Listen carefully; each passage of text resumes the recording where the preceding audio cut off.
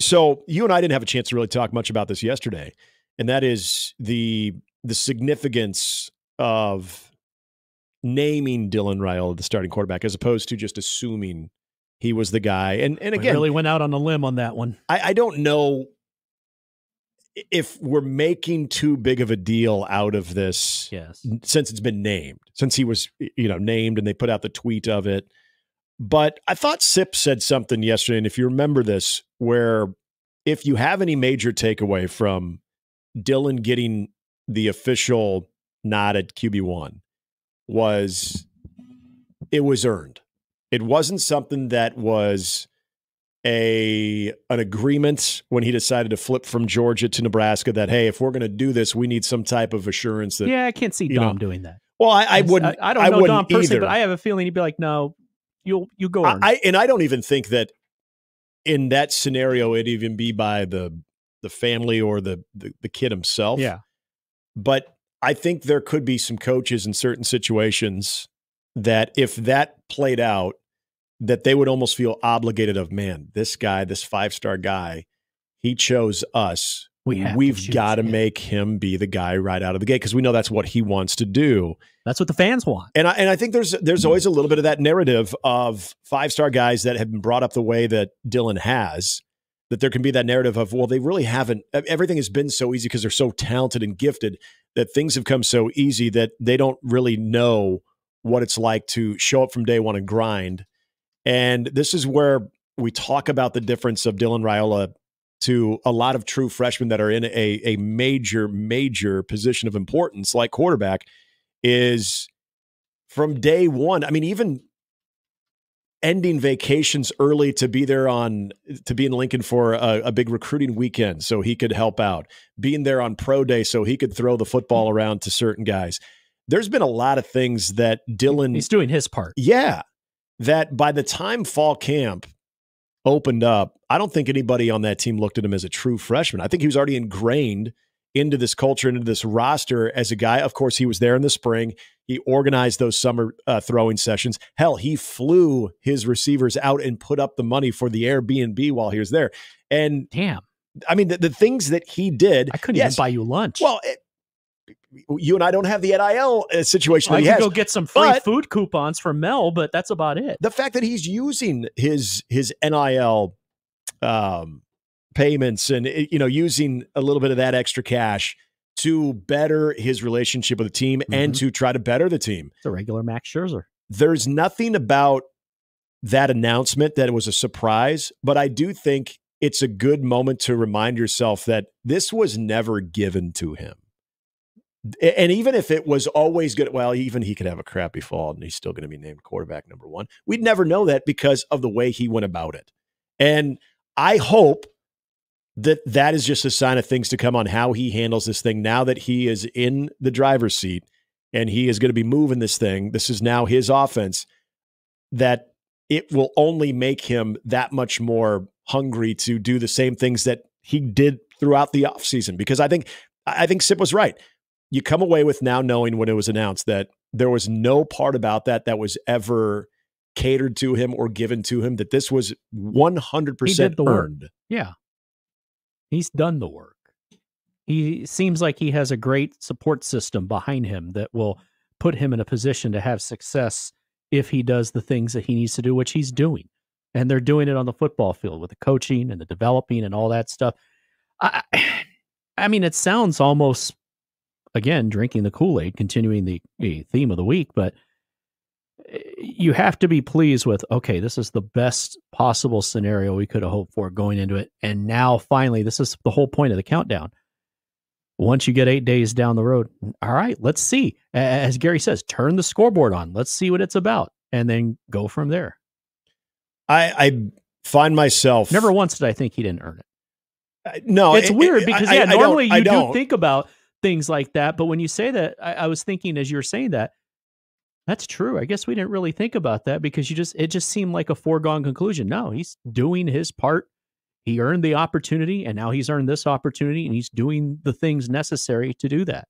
I think that the overall, the amount of upperclassmen, we talked about this yesterday, of the guys that they have on the Senior Bowl watch list, guys in all 474. And not everybody. I mean, even Bryce Benhart wasn't on that list, but you've got guys that have been around, guys that decided to come back, guys that I think if you're going to join their group, you're going to join that culture, you need to earn your way in. They're not, I think these guys take that very, very serious. It's a player-led program. And I think also the thing that we've discussed many times about that group is they're tired of losing. They just flat out want to win. So anything that could come in between that, they are going to put themselves in a position of letting you know. They are not going to make it that easy on somebody. And I think from day one, they've seen the talent. I think from day one, the upperclassmen have realized this dude is going to help us win. And I think that, followed by the acts of Dylan Raiola in trying to integrate himself within this roster, I think that has gone extremely noticed. That what can you really say? Like, man, we want to dog on him as a true freshman. I'm sure there's ways they do that, make it have some fun. But I think at the end of the day, that entire locker room realizes we're better at that position, even with a true freshman who has not taken one snap, which sounds crazy because, again, this goes back to a lot of the reluctance that Nebraska fans are going to have to fully buy in on the season. And this goes back to something I said last week where let's get nuts with this. If we're going to say Dylan Raiola is going to be an elevated member of that position, or is going to elevate that position and is going to help improve this offense, why do we have to put a cap on that his true freshman year? I think you definitely put a cap on that your true freshman year if you have a lot of major question marks, a lot of major holes on this offense. There's question marks, sure, but there's also a lot better. I've said this yesterday too. You're in a better situation than you would have been, say, even a year ago. If his number one targets, without, we remember, Xavier Betts leaving the team, Isaiah Garcia Castaneda gets injured, then later Marcus Washington gets injured. So you're down to either true freshman wide receivers or walk-ons that you're hoping can help you out and just sort of right the ship, so to speak. You've improved that room. Again, health is always a concern, but at least the bodies that you have right now, you've improved that room. Running back, again, health is a concern, but as of now, those guys are healthy. You're good there. Offensive line, I know this is the conversation that probably draws the ire of the most people, because I think some want to believe that experience is finally going to pay off to where collectively from left to right, they're going to be fine. But there's other people, and this is a fair take of, I still need to see it all come together with this offensive line. But the fact remains, you have many more resources this year than, say, Dylan is playing in 2023. So with all of that said, I think there's a lot of reason to just let yourself sort of run with this, with Dylan Raiola, what he can do, what he can mean to this offense, what he can mean to this team's fortunes. Yeah, I know people don't want to put it on the shoulders of a 19-year-old kid who's never played one college football snap. But you know what? Some people, when they just come into the position, that expectation level is high. They can handle it, and they feed off of that. He seems right now as the type that is going to feed off it and do just fine, because he has been prepared for that. Now, he has to go out and do it, but the answer is there's one of two schools of thoughts here. One is I don't want to go get sucked in again, because how many times have we heard that? I heard that with Scott Frost. Oh, it's got to work now. If it doesn't work now, then when? That's just one example. But then the other side of it is we're 8 days away. It's okay to just go in and have some fun. If you allow yourself to dream just a little bit, just have fun with it. Because then once the games start, if you want to regress back to the mean of, I don't know, let the game start. And then that's okay. Because I understand that. We, as fans, we all go through that in general. I don't know. I mean, I know we're 12-0, but we really got lucky all 12 games. We really could have been 0-12 just as easy. That's why right now, this is a time for optimism. Because why not? Try it differently. The game itself against UTEP, I don't expect to see it, and I don't need to see it. From a West Texas town called flashy plays, and oh my gosh, just in awe of everything. I think they'll keep it vanilla. Yeah, and, you don't want to show Colorado and that's the word I would use, because we've talked to Rob Childress on this show many times of how he handles his pitching staff in Nebraska, and they say master the vanilla, meaning do the basic things like hitting your spots, throwing strikes, getting ahead of hitters. Get first down. I think of quarterbacks. Don't turn it over. The high percentage passes. You're getting those guys. You're hitting certain guys in stride. If you got speed on the perimeter, get those tight ends going because they're going to be awful damn good. Just functioning at quarterback in a very, very competent way is going to go a long way, especially in that game. Now, there is going to be a moment in the season where you've got to open things up a little bit, or he's going to have to make some plays. He's going to have to improvise. There's going to be a lot of those types of scenarios. And I'm not saying that's not going to exist next Saturday, but I just want to walk away from watching that game, whatever the score is, saying that was competent quarterback play. How about you just go deep on the first play and just get it over with? I would be shocked. Why not? Not on the first play. No, I mean it on the first play. Play action, deep, post route. To a receiver of your choosing. That point doesn't matter. Just somebody in the same jersey as you. And then you get kind of like when they ran the option first play. When they honored Frank at the spring game and they ran a play for him. That's what you do. And then, all right, we got it out of our system. You know what? No, don't do that. We're doing the thing. I don't want them to show that for Colorado. Oh, so then the next question is, would you rather first play the Colorado game, go deep? Yeah. The stadium would explode if it went well. Hopefully not literally. That'd be messy. Maybe not go on the side of Travis Hunter, but no, I mean, however you want to do it. That's not my point. My point is you devise something. All right, first play, we're going deep, get out of our system, and then we're going to get into our offense. Unless we score, and then we're going to get into our offense anyway. We get it back.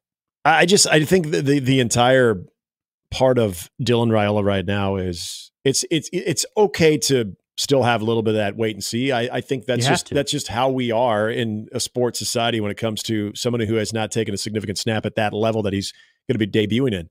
But I also think there are certain people, and we'll find out if Dylan is one of those guys, that it's okay to kind of let your imagination run wild with what this guy could eventually do and what he could even do his true freshman year and the type of heights that he could take this position at. Because I think at some point you hope that the position will yield those types of results, even when Dylan Raiola is no longer at Nebraska, that you've been able to recruit that position. You've been able to build some another dude sustainability. That's a dude. And they got another guy named TJ Latif who will be coming in as well that people like. So there's just, this is that, I think that balancing act of, I don't want to get my hopes up, but man, there's something there that excites me. I say, get your hopes up. Yeah. I feel confident this guy's just different. I really do. Damn it, Nick. You know what? I might be proven to be wrong. This is just fun. That's what it is. It is. We waited all damn summer for this. This is fun. There's just things that I'm okay with going all in for this week because it's fun. Well, and this is the one thing that the UTEP game is going to prove one way or the other.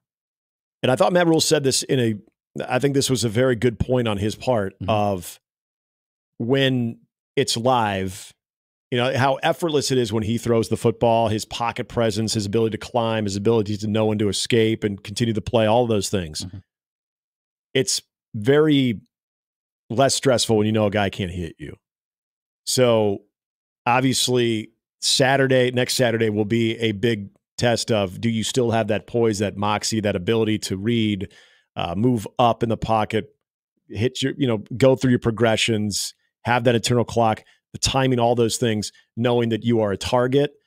I mean, I think you're going to see that in the first half. I think you're going to know. And even if he doesn't respond extremely well in the first half, this is the adjustments that are going to be continuously happening throughout the season. But I think that's more than anything, having contact on him. How does he respond to that? Is he moving a little bit quicker? Is the ball coming out a little bit quicker, but a little less accurate as well? How does that all look now in game speed when people can hit